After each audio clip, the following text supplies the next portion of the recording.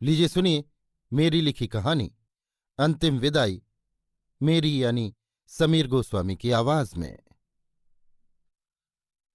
जब कोई कहानी शुरू करना हो तो शुरुआत ही सबसे कठिन होती है। समझ नहीं आता शुरू कहाँ से की जाए। जैसे ही शुरू करने की कोशिश करो तो अंत सामने दिखाई देने लगता है। शब्दों का चुनना तो विकट समस्या होती है, और उससे भी बड़ी समस्या ये है कि दिलचस्पी कायम रहे, प्रवाह बना रहे। ये कैसे संभव किया जाए? जब कुछ न बन पड़ा तो सोचा जैसा हो लिखना तो शुरू करना ही पड़ेगा। अब भले ही शब्दों की या घटनाओं की पुनरावृत्ति हो तो होती रहे। सो मैं अपना ही किस्सा लिखने बैठ गया। पहले सोचा कि बचपन से शुरू करूं, लेकिन उस बचपन से जिसमें मैं एक गरीब परिवार या यूं कहें निम्न मध्यम वर्ग का लड़का था, जिसके कोई सपने नहीं थे। घर में आय के नाम पर पिता की तनख्वाहें बस थी, जो उन्हें किसी सेठ के यहां मुनीमी करने के एवज में मिला करती थी। लेकिन उस वक्त तो मुझे कम आय या अधिक आय कुछ समझ में नहीं आता था। शौक भी ऐसे नहीं थे जिनसे मुझे कम आय का एहसास हो। मेरे अन्य दोस्तों के पास साइकिल भी थी और ढेर सारे कपड़े भी, लेकिन मुझे कभी किसी से ईर्ष्या नहीं हुई। मैं अपने में मस्त रहने वाला लड़का था। माता पिता की इकलौती संतान था, सो घर में भी किसी वस्तु के लिए किसी से प्रतिस्पर्धा नहीं थी। जो था सो मेरा ही था। पढ़ने लिखने की रुचि हमेशा से रही, सो बचपन से ही कहानियों की किताबें हर महीने मुझे मिल जाया करती थीं, जो कि मेरे लिए कुबेर का खजाना हुआ करती थी। पढ़ने में मुझे हमेशा से रुचि रही है, सो अपनी स्कूल की किताबों और साहित्यिक किताबों तक ही दुनिया सीमित थी। मोहल्ले के मित्रों के साथ खेल भी खेला करता था, लेकिन वो सिर्फ जीवन का एक अंग था, शौक नहीं। लेकिन ये लिखने बैठा तो लगा कि बचपन की कहानी के विस्तार में क्या रखा था, इससे किसी को क्या दिलचस्पी। सो यहीं रुक गया। अब सोचा कि चलो किशोर अवस्था से शुरू करूं, लेकिन फिर लगा कि बचपन से किशोर हो जाने पर फर्क क्या पड़ता है, कुछ खास नहीं। बस हाफ पैंट की जगह फुल पैंट ने ले ली है। घर से अकेले जाने की अनुमति भी मिलना शुरू हो गई है। पत्रिकाओं में थोड़ा सा परिवर्तन हो गया है। राजा रानी की कहानियों की जगह अब वो कहानियां पढ़ने लगा हूं जिनमें थोड़ा बहुत यथार्थ समाहित होने लगा था। स्कूल में पढ़ाई का बोझ बढ़ने लगा है। माँ बाप अब समझाने भी लगे हैं, भविष्य की चेतावनी भी देने लगे हैं। पिता की त्वचा कुम्हलाने लगी है और मेरी चमकने लगी है। कई बार सोचता हूं तो ऐसा लगता है जैसे बच्चे को माँ बाप अपना ही शरीर देना शुरू कर देते हैं। जैसे जैसे आपका शरीर परिपक्व होता जाता है, उनका कमजोर होता जाता है। ऐसा लगता है वो अपने खून की एक एक बूंद से, मांस के एक एक टुकड़े से संतान की परवरिश करते हैं। अनजाने में हम अपना शरीर बनाने के लिए उनके शरीर से ही सामग्री लेते जाते हैं और वो खुशी खुशी देते जाते हैं। लेकिन फिर लगा कि इस किशोर अवस्था में भी किसी की क्या दिलचस्पी, सो उसे भी यहीं रोक दिया। फिर सोचा कि चलो जवानी से शुरू करते हैं। जवानी के उन दिनों से जब कॉलेज में दाखिला हो गया था। 2 साल कॉलेज में गुजार भी लिए थे, लेकिन इन 2 सालों में कुछ ऐसा हुआ क्या जो लिखने जैसा कुछ हो? अगर था तो वही आत्मप्रशंसा वाला, वही कि पढ़ने में होशियार, देखने में सजीला, बात करने में सौम्य जैसा कुछ। सो ये तो ऐसा है कि कोई अनोखा या विरला नहीं है। बस एक खास बात जो थी वो ये कि बात करने में सौम्य तो था ही, शर्मीला भी था। इस कारण लड़कियों से उतना घुला मिला नहीं था। मेरे साथ के मित्र हमेशा किसी न किसी अपनी मित्र की चर्चा करते रहते, उसके लिए आहें भरते, लेकिन मुझे ये बात समझ में ही नहीं आती थी। ऐसा नहीं था कि मैं बुद्धू था, लेकिन मुझे इन सब की उपयोगिता समझ में नहीं आती थी। कोई दिल पर हाथ रखकर आह भरता तो मुझे कुछ अजीब सा लगता। ऐसा कैसा दिल है, ऐसा कैसा दर्द है, वगैरह वगैरह। और प्रेम, ये प्रेम क्या है? किसी को देख लिया और आहें भरने लगे, ये तो कोई बात न हुई। खैर, इस कारण से मेरे मित्रों की संख्या भी बहुत ही सीमित थी, या यूं कहें कि थी ही नहीं। मुझे पढ़ने में आनंद आता था और दूसरे मित्रों को अपनी प्रेम कहानी सुनाने में, सो किसी से पटरी बैठना मुनासिब ही न था। हाँ, एक बात तो बताना भूल ही गया। मेरे लिए कॉलेज में दाखिला लेते समय एक नई साइकिल पिताजी ने बतौर उपहार दी थी, और वो साइकिल मेरे लिए पुष्पक विमान से कम न थी। रोज उसकी ऐसी सेवा करता था जैसे छोटी बहन हो। सो एक रोज उसी साइकिल से जब कॉलेज छूटने के बाद अपने घर जा रहा था कि रास्ते में किताबों की दुकान पर रुक गया। आज अपने पाठ्यक्रम की वो किताब लेना थी जो कई दिन से दुकानदार मंगा नहीं पा रहा था, लेकिन आज का उसने वादा कर दिया था। दुकान पर खड़ा ही था कि आवाज आई, भैया वो किताब आ गई। उफ, क्या आवाज थी! मेरे सारे शरीर में सिहरन दौड़ गई। ऐसी मीठी आवाज से मेरा कभी सामना नहीं हुआ था। दूसरे के शरीर को कोई बिना छुए ऐसे कंपित कर सकता है, आज एहसास हो गया। कानों में मिश्री घुली तो शरीर का अंग प्रत्यंग सितार के तार की तरह सरगम के सातों सुरों जैसा बजने लगा। बहन जी, एक किताब आई थी, सो वो ये भाई साहब लिए जा रहे हैं, दुकानदार ने जवाब दिया। भैया, मैं आपसे कितने दिनों से कह रही हूं, पढ़ाई का नुकसान हो रहा है। आप सही कह रही हैं, लेकिन बहन जी इन्होंने आपसे पहले से बोल रखा है। तो भैया मेरी तो समझ में ही नहीं आ रहा क्या करूं। लाइब्रेरी में भी किताब नहीं है और मैं पिछड़ती जा रही हूं। अब कब तक आने की आशा करूं? कहते कहते वो पीछे से मेरी बाजू में आ गई। कह नहीं सकता बहन जी, मैं भी प्रकाशक से मंगाते मंगाते परेशान हो गया हूं। बड़ी मुश्किल से एक किताब भेजी है। आप इन्हीं से कुछ सलाह कर लीजिए। कुछ दिन आप पढ़ लें, कुछ दिन ये। दुकानदार ने हल बताना चाहा। अब वो पहला मौका था जब मुझे उस सुरीली आवाज की मलिका के दर्शन करने का सौभाग्य प्राप्त होने वाला था। कितनी देर से सोच रहा था कि ऐसी मीठी आवाज जिस गले में विद्यमान है उसको निहार तो लूं, लेकिन पीछे पलटने में और फिर उसके बाजू आ जाने पर भी संकोच हो रहा था। उफ, एक झटका सा लगा जैसे ही मैंने उसकी ओर निहारा। अप्रतिम अद्भुत सौंदर्य की मलिका से साक्षात्कार हुआ था मेरा। आसमानी रंग का सलवार सूट पहने खूबसूरती की जैसे प्रतिमूर्ति थी। चेहरे से शालीनता का भाव टपक टपक पड़ रहा था।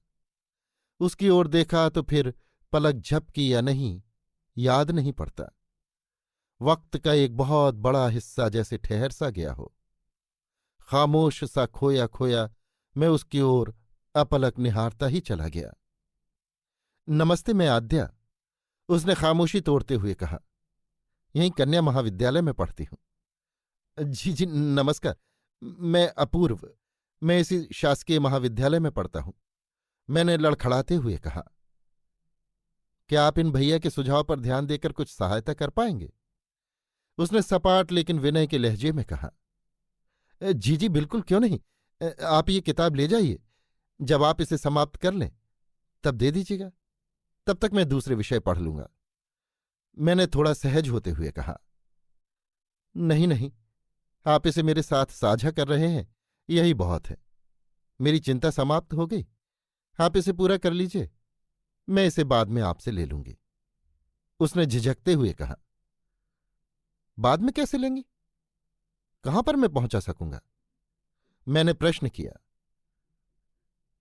मेरा कॉलेज इसी वक्त छूटता है, आप अगले हफ्ते इसी दिन इसी समय यहीं पर दे दीजिएगा, उसने जवाब दिया।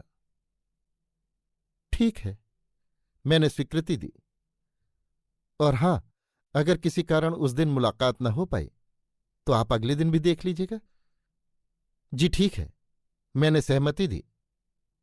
आपका बहुत बहुत शुक्रिया, आपका एहसान रहेगा। कहते कहते वो चली गई। अब तो जिंदगी में एक नई कहानी शुरू हो गई। जो कभी ना हुआ वो होने लगा। वो सारी बातें महसूस होने लगीं, दिल का दर्द, आह, वगैरह वगैरह। साहित्य से रुझान गजलों की तरफ होने लगा। हर गजल यूं लगने लगी जैसे मेरे लिए ही लिखी गई हो। वक्त बहुत लंबा सा लगने लगा। अब छत पर जाकर तारों को ताकने का मन भी करता और सपने बुनने का भी। बड़ा अफसोस होने लगा कि एक हफ्ते का समय क्यों दिया, कह देता कि कल ही ले लेना। जैसे तैसे करके एक हफ्ता बीता। उस दिन कितने नाज से तैयार हुआ था मैं। बड़ी मुश्किल से आद्या से मिलने का समय आया। आद्या, कितना मनमोहक नाम है। नाम में ही खुशबू है, सौंधापन है, कशिश है। अपनापन है। मन कहने लगा कि पहले से पहुंच जाना ठीक नहीं। समझाने लगा कि उसे ये नहीं लगना चाहिए कि तुम बहुत उतावले हो, इसलिए एक ऐसी जगह छिपकर खड़ा हो गया जहां से दुकान दिखती रहे। छिपने में डर भी लग रहा था। चोर जैसे छिपा हुआ हूं, कोई न जाने क्या समझ रहा हो। कहीं ऐसा न हो आद्या वहां आए और यहां कोई कॉलर पकड़कर शोर मचा दे। इसी इंतजार में 15 मिनट फिर 30 मिनट निकल गए, लेकिन वो न आई। हताश होकर और सारी तमन्नाओं पर पानी फेरकर घर की तरफ रवाना हो गया। आज मन बहुत खिन्न हो गया था। मन में कई विचार आने लगे। कहीं ऐसा न हो उसे कहीं से ये किताब मिल गई हो या किसी दूसरी मित्र से साझा करने की ठहर गई हो। अब क्या किया जाए समझ में नहीं आ रहा था। लेकिन फिर भी अभी एक दिन का समय और था। तय हुआ था कि अगर आज न मिले तो दूसरे दिन जरूर मिलेंगे। दूसरे दिन भी फिर वही छिपने का ढोंग मैंने रच लिया, लेकिन आज डर के कारण चाय की गुमटी पर बैठ गया। मुझे लगा ये ज्यादा सुरक्षित जगह है, लेकिन चाय वाला भी ऐसा कि मैंने चाय के लिए कहा और उसने तुरंत दे दी। गुस्सा तो इतना आया कि लताड़ लगा दूं। आदमी को सांस भी लेने दोगे या सीधे मुंह में चाय ही ठूंस दोगे? अब अगर आद्या ने देर कर दी तो मैं क्या कहकर इस दुकान पर बैठा रहूंगा। लेकिन आज ऐसा कुछ हुआ नहीं। आद्या दुकान पर पहुंच चुकी थी। मैंने घड़ी देखी तो तय समय से वो 5 मिनट पहले ही वहां पहुंच चुकी थी। मैंने वक्त के पहले जाना उचित नहीं समझा। सबकी नजरें बचाकर आद्या को देखने लगा, लेकिन जब भी उसको देखता तो ऐसा लगता कि आसपास के सभी लोग मुझे आद्या को देखते हुए देख रहे हैं। जैसे ही ऐसा लगता मैं कहीं और देखने लगता, लेकिन वास्तव में ऐसा था नहीं। ये सिर्फ मेरा भ्रम था।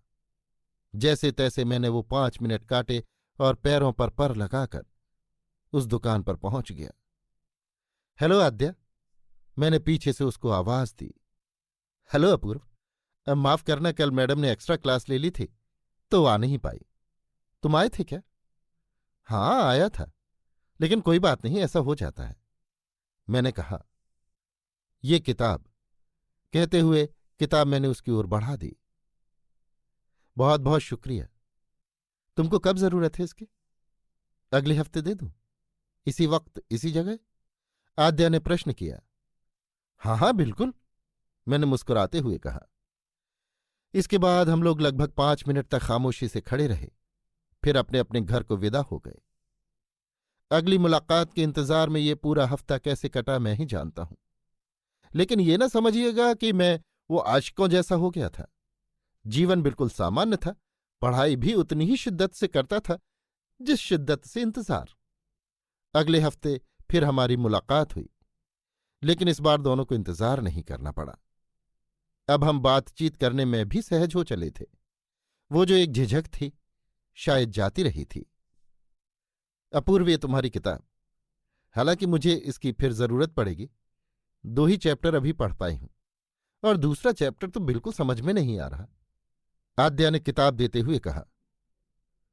ऐसा क्यों? चैप्टर तो बहुत आसान है, मैंने सहजता से कहा। तुम्हें समझ में आ गया क्या? हाँ बिल्कुल। अगर अपूर्व तुम्हें कोई परेशानी ना हो तो मुझे समझा सकते हो। हाँ हाँ बिल्कुल, इसमें परेशानी की क्या बात है। तो कब? तुम जब कहो। आज? हाँ हाँ आज, लेकिन कहाँ? अगर तुम्हें आपत्ति न हो तो मेरे घर चलकर। अंधा क्या मांगे 2 आंखें। मन की खुशी चेहरे पर ना आ पाए इसके लिए कितना जतन करना पड़ा मैं ही जानता हूं। इसके बाद हम दोनों आद्या के घर चले गए। घर पर पहुंचे तो आद्या के मम्मी पापा बैठक में बैठे ही कुछ बातचीत कर रहे थे। पापा, ये अपूर्व, मैंने बताया था ना, जिन्होंने किताब देकर मेरी सहायता की है।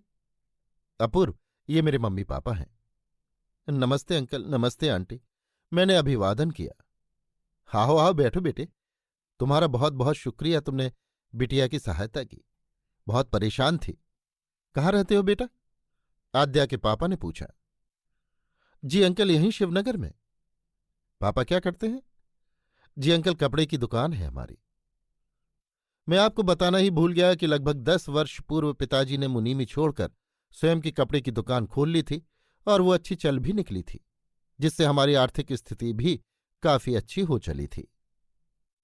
वहां शिवनगर में तो पांडे जी की कपड़े की दुकान है, आद्या के पापा ने कहा। जी जी अंकल, मैं उन्हीं का बेटा हूं। अरे वाह बेटा, पांडे जी और मैं साथ साथ पढ़े हैं। वो तो उनके ऊपर परिवार की बहुत जिम्मेदारियां थीं, तो ज्यादा पढ़ाई नहीं कर पाए। लेकिन बेटा वो पढ़ने में बहुत होशियार थे और बहुत सज्जन भी। आज भी उनसे कभी कभार मुलाकात हो जाती है। कितना अच्छा संयोग निकला कि तुम तो घर के ही बच्चे निकले। पापा, मुझे अपूर्व से कुछ समझना है, समझ लो, आद्या ने बातों को विराम देने के उद्देश्य से कहा। हाँ हाँ बेटा, मैं यहीं बैठूं या चला जाऊं? आद्या के पापा ने पूछा। आपको जैसा ठीक लगे, आद्या ने कहा। आद्या के पापा वहीं बैठकर कोई किताब उठाकर पढ़ने लगे और मैं आद्या को वो चैप्टर समझाने लगा जो कि उसको समझ नहीं आ रहे थे। लगभग 1 घंटा तक समझाने के बाद काम समाप्त हुआ और मैंने जाने की इच्छा जताई। मैं जैसे ही घर को निकलने लगा, आद्या के पापा ने कहा, बेटा पांडे जी को मेरा नमस्कार कहना और कहना कि याद किया है। कभी अपने इस मित्र के घर भी आ जाएं, और तुम्हें भी जब ठीक लगे आ जाया करो बेटा। हाँ हाँ अंकल, बेशक। आप भी कभी घर आइए ना, मैंने कहा। कभी क्यों, इसी रविवार को आ जाएंगे, आद्या के पापा ने हंसते हुए सहजता से उत्तर दिया। लौटते समय मेरा दिमाग घूमने लगा। क्या आद्या के पापा वाकई इतने खुशमिजाज हैं या कुछ बनावटीपन है? ये कैसा संयोग है कि सब कुछ अकस्मात हो गया। जिसको देख नहीं पा रहा था उसके व उसके परिवार के इतने करीब कहीं कुछ और तो नहीं है। खैर, अपने मन में चल रहे चक्रवात को शांत करके मैं घर पहुंच गया। घर पहुंचकर पापा से, आद्या से मुलाकात और उसके पापा का संदेश आदि से अंत तक इस डर से कह दिया कि कहीं अगर वो रविवार को आ गए तो मैं तो झूठा बन ही जाऊंगा। रविवार को आखिरकार शाम को आद्या के पापा अपने परिवार के साथ घर आ ही गए। औपचारिक बातचीत, हंसी मजाक चलता रहा और यूं ही लगभग 1 घंटे के बाद वो वापस चले गए। जाते जाते वो पापा से वादा ले गए कि अगले रविवार हम उनके घर अवश्य जाएंगे। आने जाने का ये सिलसिला यूं ही चालू हो गया। कई बार ऐसा होता है, एक छोटी सी मुलाकात पूर्व परिचित लोगों में इतना अपनापन भर देती है जैसे वो जन्मों से एक ही परिवार के सदस्य हों। अब तो आद्या का मेरे घर आना या मेरा आद्या के घर जाना कोई अजीब बात न रही। मेरे और आद्या के घर वाले अगर हमारी मित्रता को उस नज़र से नहीं देखते थे जिस नज़र से मैं देखता था, तो हमारे साथ रहने में उन्हें कोई आपत्ति होने का सवाल ही नहीं था। और अगर वो लोग उसी नज़र से देखते थे जिस नज़र से मैं देखता था, तो फिर ये स्वतंत्रता कैसी थी, ये अनापत्ति कैसी थी? कुछ भी हो, मेरा और आद्या का मिलना बेरोक टोक जारी रहा। ये सब सुनने में एक कपोल कल्पित कहानी सा लगता है, एक स्वप्न जैसा लगता है, लेकिन जीवन में कभी कभी ऐसी घटनाएं घट ही जाती हैं जो अविश्वसनीय होती हैं। इतना सब होने के बावजूद भी मैं अपने भीतर उस प्रेम को प्रदर्शित करने की ऊर्जा को इकट्ठा नहीं कर पा रहा था जो कि इस मुलाकात की परिणति थी या होनी चाहिए थी। मैं रोज आद्या की आंखों में पढ़ने की कोशिश करता। कभी उसकी आंखें मेरे अंदर ऊर्जा का संचार करती, कभी वो उस ऊर्जा को वहीं दबा देती। आद्या के मन में क्या है कुछ समझ में ही नहीं आता था, या मैं ही इतना अनपढ़ हूं कि प्रेम की भाषा नहीं पढ़ सकता। दिन बीतते जा रहे थे, लेकिन अपने मन की भावनाओं को मैं कह नहीं पा रहा था। एक अजीब सा भय पूरे मना मस्तिष्क में समाया हुआ था। आद्या की वो बेबाक हंसी, वो बात करने का सहज तरीका, उसका तनाव रहित व्यवहार, सब कुछ मुझे परेशान किए हुए था। समझ में नहीं आता था ये इसका नैसर्गिक रूप है या अपनी भावनाओं को छिपाने का प्रयास। एक शाम आखिरकार अपनी छत पर घर लौटते पक्षियों को देखते हुए, डूबते हुए लाल सूर्य को निहार कर आद्या ने पूछा, अपूर्व, पिछले दिनों से तुम्हें देख रही हूं, तुम बहुत गुमसुम से खोए खोए रहते हो, कोई समस्या है क्या? सहज सा प्रश्न था, एक ऐसा प्रश्न जो कोई अपना ही समझ सकता है। एक पल को लगा कि अपनी पूरी भावनाएं ही उड़ेल दूं, लेकिन दूसरी ही पल जैसे रक्तचाप कम हो गया। स्वयं ये एहसास होने लगा कि जैसे माथे पर पसीने ने अपना अधिकार करना शुरू कर दिया है। बहुत कोशिश की लेकिन हिम्मत टूट गई और अंत में बुझे हुए स्वर में मैंने कहा, नहीं नहीं, ऐसी कोई परेशानी नहीं है। देखो अपूर्व, तुम्हारी अच्छी मित्र हूं मैं, कुछ भी छिपाना नहीं। तुम कुछ भी कहो, कुछ तो है जो तुम्हें परेशान की है। देखो अपने माथे पर ये पसीने की बूंदें देखो, तुम्हारा सब हाल बयान कर रही हैं। आद्या ने प्रेमपूर्वक शिकायती स्वर में कहा, नहीं नहीं आद्या, बस ऐसे ही गर्मी बहुत है, इसलिए पसीना आ गया। और वैसे मुझे रिजल्ट की चिंता है, पता नहीं क्या हो क्या ना हो, उसी के कारण परेशानी है और कोई बात नहीं। मैंने रूमाल निकालकर पसीना पोंछते हुए कहा, अरे तुम्हारे जैसा होशियार विद्यार्थी रिजल्ट की चिंता करेगा तो हम जैसे लोगों का क्या होगा? कुछ चिंता मत करो, सबसे अव्वल ही रहोगे। और वो तुम्हारे सिविल सर्विसेज के एग्जाम का क्या हुआ, कैसा रहा? वो तो अच्छा गया है, लगता है सिलेक्शन हो जाएगा। मैंने कहा, वाह जी वाह, तब तो आप साहब बन जाएंगे। कितने दिनों में अंतिम परिणाम आ जाएगा? बस यही 3-4 महीने में। घटनाओं का ये क्रम ऐसा ही चलता रहा। कभी लगता है कि आद्या के मन में वो बीज अंकुरित हो रहा है जिसे मैं वृक्ष के रूप में देखना चाहता हूं। कभी लगता है ये मेरा वहम मात्र है, कुछ भी निर्णय करने की स्थिति में नहीं था। लेकिन ये मेरा वहम था, ये इस बात से पुष्ट होता चला गया कि अगर आद्या के मन में ऐसा कुछ होता तो कभी तो उसकी हालत मेरे जैसी होती, कभी तो उसके चेहरे पर चंचलता की जगह संजीदगी नजर आती। आद्या मुझे अपना सबसे अच्छा मित्र मानती है और मैं उसका प्रेमी बनने की चाह में उससे छल कर रहा हूं। अगर मैं ये रहस्य उद्घाटन कर दूं तो उसके दिल पर क्या बीतेगी, क्या समझेगी मुझको? उसकी मित्रता से भी हाथ धो बैठूंगा। लेकिन तभी ये भी लगा कि नहीं, प्रेम का आरंभ ही मित्रता से होता है, प्रेम का पहला सोपान ही मित्रता है। हो सकता है उस चंचलता में वो अपनी भावनाओं को छुपाने का प्रयास कर रही हो, जो कि नारी का गहना होता है। कुछ दिनों बाद बहुप्रतीक्षित रिजल्ट भी आ गया। जैसा कि आद्या ने विश्वास जताया था, अव्वल ही आया। आद्या ने भी बहुत अच्छे अंकों के साथ स्नातक की थी। कुछ और माह यूं ही बीत गए। रोज अपने को इस बात के लिए तैयार करता कि आज दिल की बात जुबान पर ले ही आऊंगा, और रोज ही हारे हुए सिपाही की तरह घर को वापस चला आता। इस बीच जिस दिन मेरे सिविल सर्विसेज का रिजल्ट आया और मेरे सिलेक्शन की खबर आई, उस दिन मेरी उमंगों की इंतहा न थी। अब मेरे पास आद्या से अपनी प्रणय निवेदन करने के लिए एक बहुत बड़ी सफलता भी थी। कोई भी परिवार, कोई भी लड़की ऐसे सफल व्यक्ति के प्रणय निवेदन को ठुकरा दे, ये लगभग असंभव सी बात थी। लेकिन जीवन में कभी कभी असंभव घट ही जाया करता है, या यूं कहें हम उसे असंभव मान लेते हैं।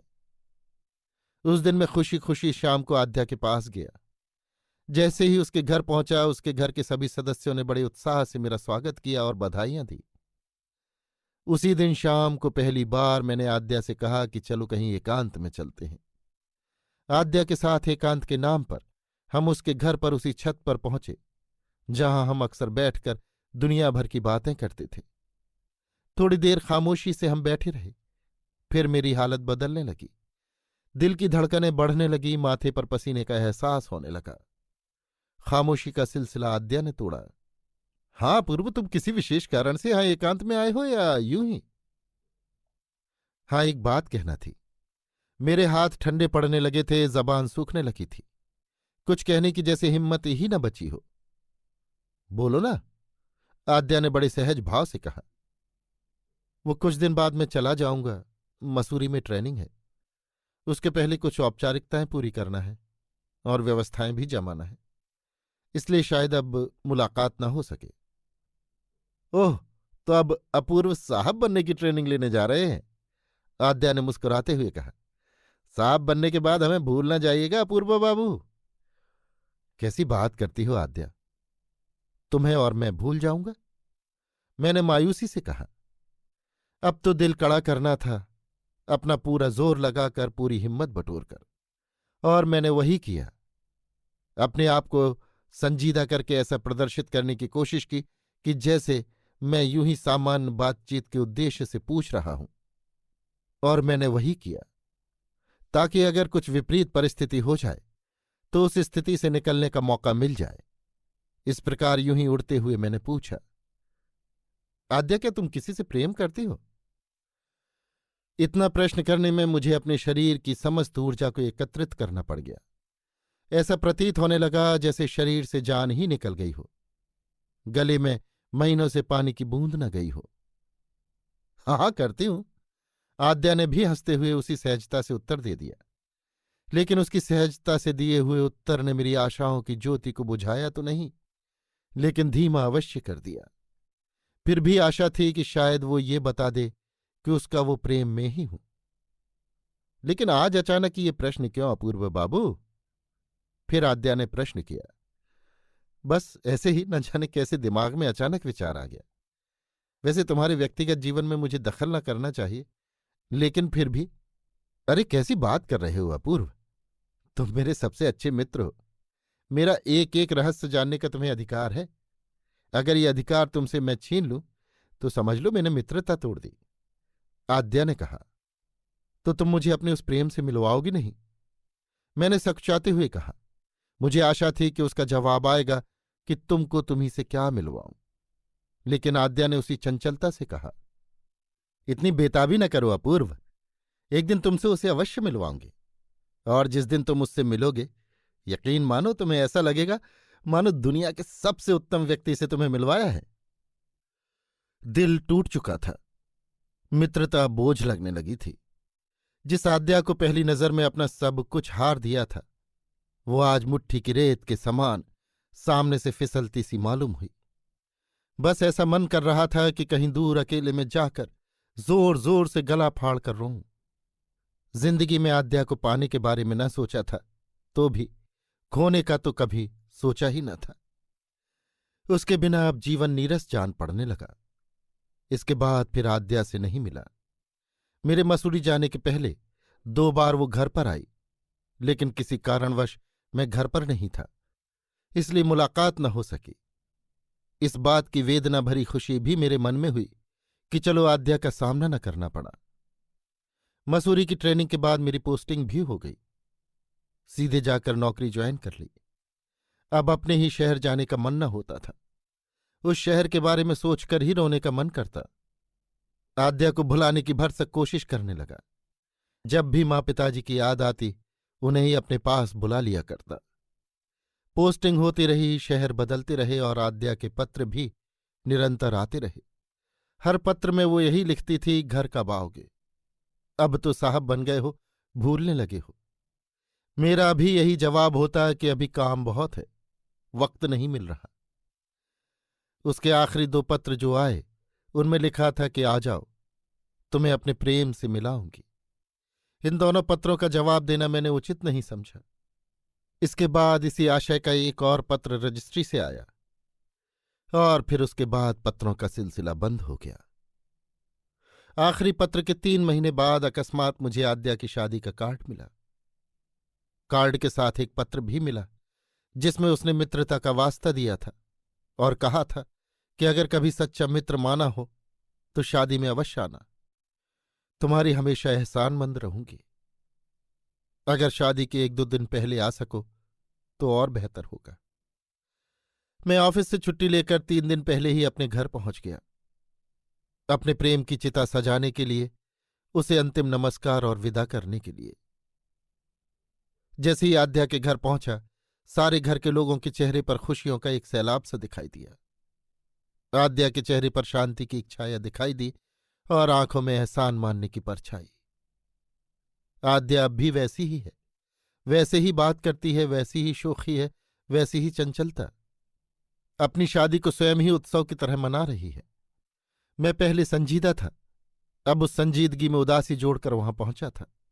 मेरे पहुंचते ही जैसे आद्या ने अपनी शादी का सारा बोझ मेरे सर पर दे मारा। ये काम करना है, वो काम करना है। मैं तो काम में ऐसा व्यस्त हो गया जैसे मेरे ही घर में शादी हो रही हो। दोपहर को घर जाने को कहता तो आद्या तुरंत कह देती कि 1 घंटे बाद आ जाना, फलां कार्यक्रम है। कभी मेहंदी है, कभी हल्दी है, कभी महिला संगीत है। कितना तामझाम फैला रखा है। और आद्या ऐसी कि मेरा हर जगह होना आवश्यक किए थी। आखिरकार विवाह की वो रात आई जब उसके घर बारात आई और उसका विवाह एक सुंदर सजीले युवक से संपन्न हुआ। पता चला था कि किसी अच्छी कंपनी में उच्च पद पर अच्छे वेतन के साथ कार्यरत है। मुहूर्त की अनुपलब्धता के कारण जल्दबाजी में ये शादी करनी पड़ी, अन्यथा अगले 2 साल तक तो योग न था। आद्या ने तो कहा था कि 2 साल इंतजार कर लेते हैं, लेकिन लड़के वाले माने नहीं। देर रात को मैंने आद्या से घर जाने के लिए कहा तो आद्या ने कहा कि सुबह 7 बजे विदाई है, विदाई पर अवश्य आ जाना। तुम नहीं आओगे तो बोझ रहेगा। मैंने भी मन में कहा कि हाँ, प्रेम की अंतिम विदाई करने ही तो मैं आया हूं, और उससे कहा कि तुम चिंता न करो, मैं अवश्य आ जाऊंगा। सुबह ठीक 7 बजे मैं तैयार होकर विदाई के लिए आद्या के घर पहुंच गया। विदाई की तैयारी शुरू हो चुकी थी।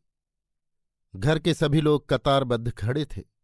सबसे आखिरी में मैं खड़ा हो गया। दूल्हा आकर कार में बैठ गया। आद्या घर से निकली, अपने चचेरे भाई के कमर में दोनों हाथ डालकर सीने पर सिर रखकर रोई और आगे बढ़ गई।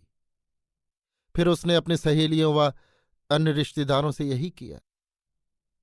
इसके बाद अपने पिता के पास आई, उनके पीछे तक हाथ डाला, सीने पर अपना सिर रखा और सुबक सुबक कर रोने लगी। शब्द उसके मुंह से निकल नहीं रहे थे। फिर अपनी मां के पास आई, उनके एक कंधे पर हाथ रखकर दूसरा हाथ पीछे ले जाकर सिर सीने पर रखकर सिसकियां भर भर कर रोने लगी। अब मेरी असहजता बढ़ने लगी। अब मेरी बारी थी, मैं कैसे उसको विदा करूं। रोने का मन तो मेरा भी कर रहा था, लेकिन रो नहीं सकता था। अचानक आद्या मेरे पास आई।